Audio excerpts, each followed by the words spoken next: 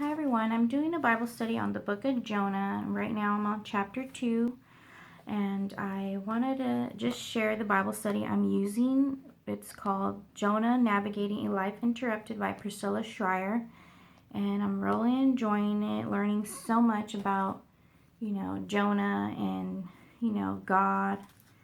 So I'm going to go ahead and get started. I'll link below where you can get the book, which is at Lifeway. I've seen it there. It's probably about $10 or so, but I'll link it below if you're interested in learning more about Jonah and the book of Jonah. So, chapter 2, I'm going to begin to read verse 1 through 5, and then I'll kind of explain it.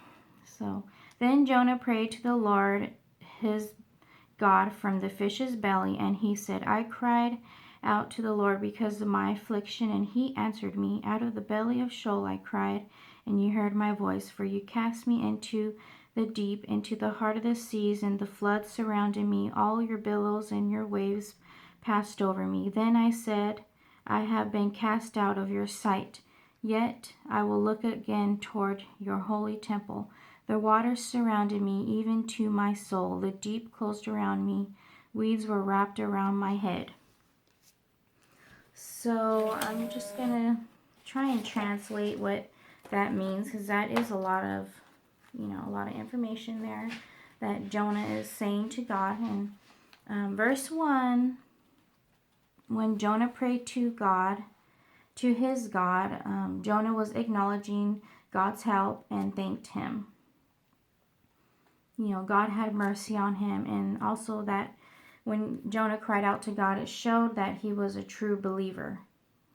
He was trusting that God would help him and save him. And then he does say in verse 1, I cried out to the Lord because of my affliction. And then he, again in verse 1, he says, out of the belly of Sheol I cried, and you heard my voice. So the first cry was a call aloud to God.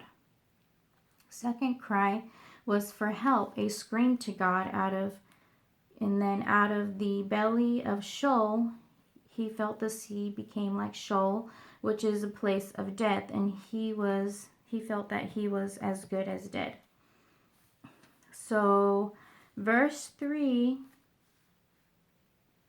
when he says, for you cast me into the deep, when he's saying you and your, he's acknowledging the Lord's sovereign control over his life.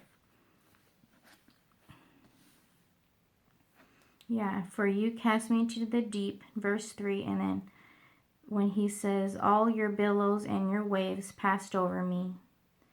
So yeah, he is acknowledging God is in control of his life, and God is also in control of the sea. And so verse 4, when he says, I have been cast out of your sight, he felt that he, was out of God's will. And then verse 4 also says, when he looked, I will look towards your holy temple. He hoped God would not abandon him. The temple was a symbol of God's presence.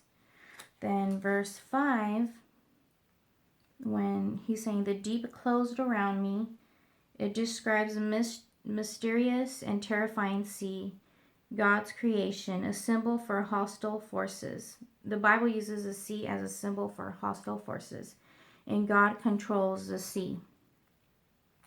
So that's what I got out of chapter 2, verse 1 through 5, and I hope you guys enjoyed it. I hope it helped you understand Jonah's point of view when, this happened to him, when he was,